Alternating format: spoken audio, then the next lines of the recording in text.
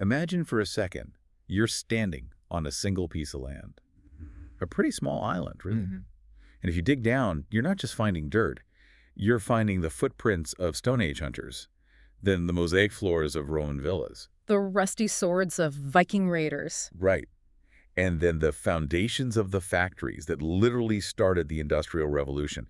It's all just layered, one on top of the other. It's a staggering amount of history, just compressed into a very small space. It's incredibly dense. It really is. And it's this place that went from, tribal hill forts to becoming the largest empire the world has ever seen. And then transitioned into the modern democracy we know today, the place that gave us, well, the World Wide Web for a start. And the English language, of course, which you could argue is its biggest export. Oh, absolutely. So welcome to the deep dive. Today we are unpacking the making of modern Britain. And we're using Chapter 3 of the Official Life in the United Kingdom Guide as our roadmap.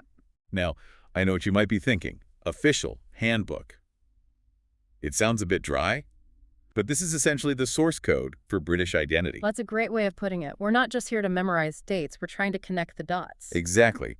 How do thousands of years of invasion, conflict, even plague eventually morph into the laws and the culture you see in the UK today? So let's strip it all back. Before the tea, before the king, before any of it, where does the story actually start? Because the geography wasn't always what it is today, was it? No, and that's the first big shock for people. For a long, long time, Britain wasn't an island at all. It was connected to Europe? Physically connected. In the Stone Age, there was a massive land bridge. You could have, walked from what is now France right into Kent without getting your feet wet. That changes the mental image immediately. It does. It wasn't isolated. You had hunter-gatherers following herds of deer and horses back and forth. It wasn't until, about 10,000 years ago that the ice melted, sea levels rose. And Britain was cut off. And that physical separation becomes the first crucial theme in British history, being apart from Europe, yet constantly influenced by it. The famous island mentality. Precisely.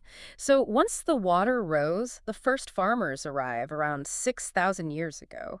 And these weren't just people scraping by, they were sophisticated. We're talking about Stonehenge here, right? Stonehenge in Wiltshire, Yeah. yes, which is a marvel, but also places like Skara Brae up in Orkney. Oh, I've seen pictures of that. It's amazing. It is a prehistoric village that's incredibly well preserved. You can see stone beds, dressers. It gives you a very human window into life before written history. So we move through the Bronze Age and into the Iron Age. Mm-hmm. And the landscape starts to look a bit more defensive. It does. You get these massive hill forts like Maiden Castle, societies organizing into tribes. They're even minting coins. But the moment Britain gets plugged into the wider world, that's the Romans. That's the Romans. Now, Julius Caesar tried in 55 BC. It was more of a reconnaissance mission. He didn't stick around. Right, he just had a look. The real invasion comes nearly 100 years later, AD 43, under Emperor Claudius. And this was an occupation. They're not an easy one for them. We have to talk about Boudica. Absolutely. The Queen of the Iceni, one of the most iconic figures. When the Romans mistreated her and her daughters, she didn't just resist, she burned London to the ground. There's a massive statue of her right by Parliament today.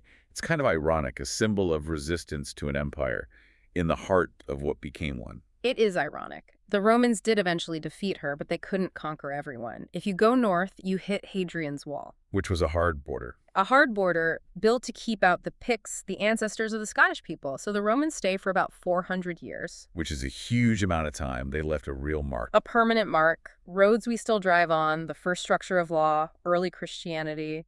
But in AD 410, the empire is crumbling back home, so they pack up and leave. Leaving the door wide open. And in walk the Anglo-Saxons. Jutes, Anglo-Saxons. This is a massive cultural reset. This is where the English language is actually born. And if you want to visualize this era, you look at Sutton Hoo. Sutton Hoo in Suffolk, an incredible find.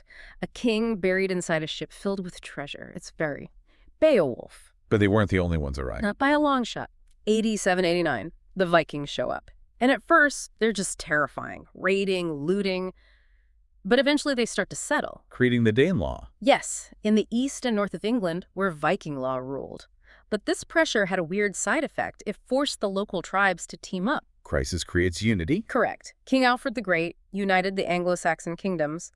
And up north, Kenneth MacAlpin united the Scots and the Picts. So the Viking threat effectively helped create England and Scotland. Okay, so we've got this mix, But then comes the date every British schoolchild knows. 1066. The last successful invasion. The Norman Conquest.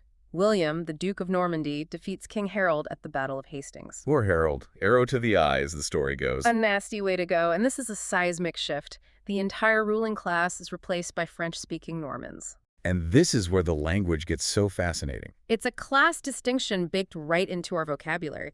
Think about it. The Anglo-Saxon peasants are in the fields with the live animals. So we get their words: cow, sheep, pig.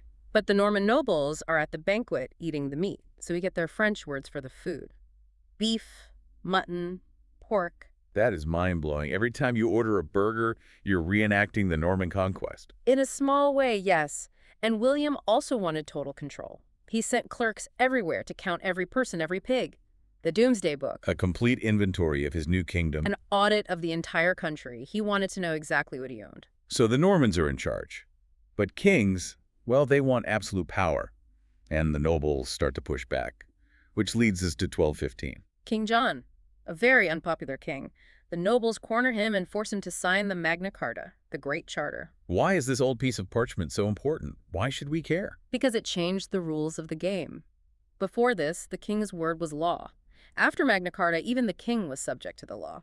The beginning of the end for absolute monarchy. It planted the seed for Parliament, for the legal rights we have today. Speaking of things that changed the rules, the Black Death in 1348, 1/3 of the population gone.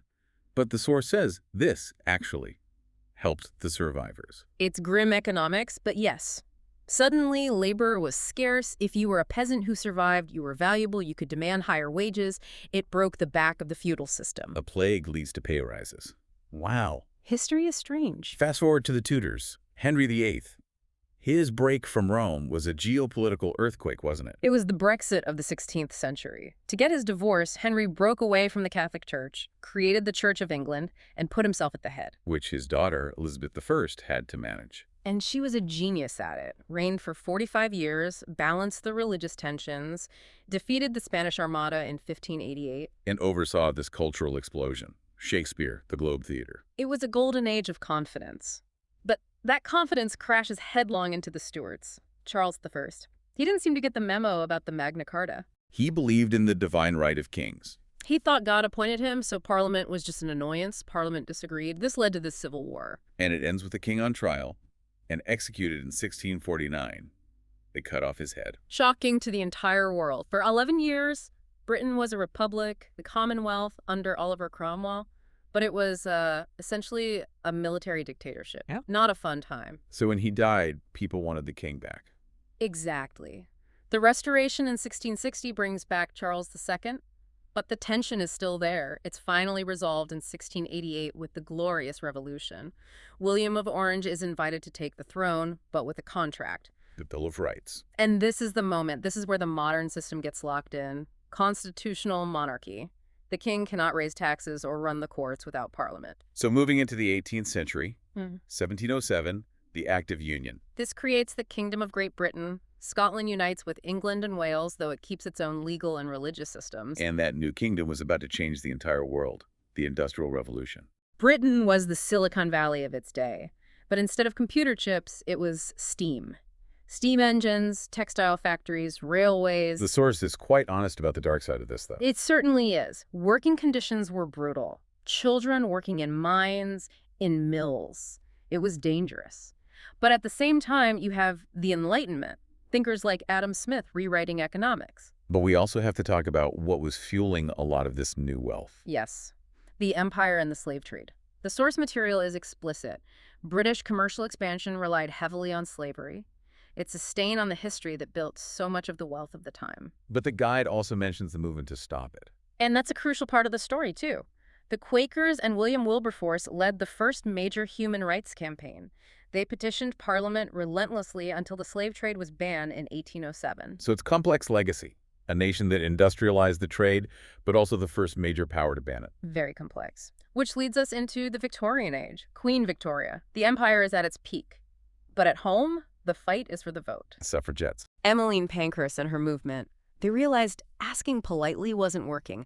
They used civil disobedience. It was a brutal fight for equality. Then the 20th century. And it opens with catastrophe. 1914, the First World War. The scale of the slaughter was something the world had never seen. The Battle of the Somme, 60,000 British casualties on the first day. It just shattered the old order. And right after the war, the map changes again in Ireland. The partition in 1921. Most of Ireland becomes the Irish Free State, but the 6 mainly Protestant counties in the north remain in the UK.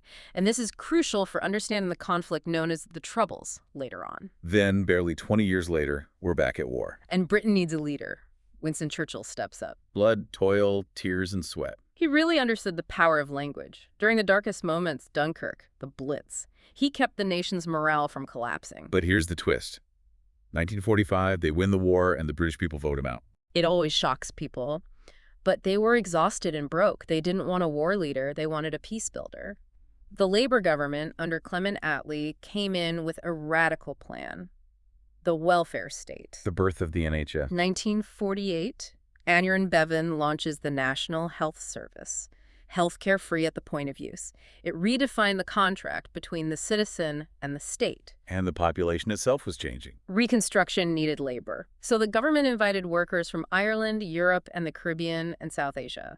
This is the Windrush generation, the beginning of multicultural Britain. Then we hit the swinging 60s, the Beatles. But also massive legal reforms on divorce, abortion, equal pay, and technologically, Britain was still punching way above its weight. I mean, the list of inventions is just staggering. It really is. Penicillin, discovering the structure of DNA, the World Wide Web by Tim Berners-Lee, IVF, the MRI scanner, these are fundamental shifts in human capability. Politically, the latter half of the century brings Margaret Thatcher. 1979, the first female prime minister. A polarizing figure, no doubt. She moved the country away from state ownership, privatizing industries, a huge economic restructure. And then the pendulum swings back with Tony Blair in 97. New Labour. And Blair introduces devolution, a Scottish parliament, a Welsh assembly. And crucially, he oversees the Good Friday Agreement, bringing a fragile peace to Northern Ireland. Which brings us pretty much up to today. Coalition governments, the Brexit referendum in 2016, and the recent 2024 election, seeing Labour return to power. It's a breathless journey. It is, from building Stonehenge to building the internet. So when we look at this whole arc, what's the big takeaway? For me, it's about the evolution of power. We see the shift from absolute power kings who could do anything to a system of checks and balances, rights and laws, and it wasn't a smooth line. It was fought for. And the shifts from empire to commonwealth seems significant too. Huge. The empire was built on conquest. The Commonwealth is a voluntary association of independent nations. It's an admission that the modern world works better on cooperation, not coercion. So if you're walking down a street in the UK today, you're walking on Roman foundations. Speaking of Viking-influenced language. Protected by laws, fought for by barons and suffragettes, and relying on science pioneered in British labs. It's all layered right there. The history isn't just in a book. It's literally in the street beneath your feet. That is a lot to process, but it really does connect the dots. Thanks for guiding us through it all. My pleasure. And to our listener, keep digging. There's always another layer. Until next time.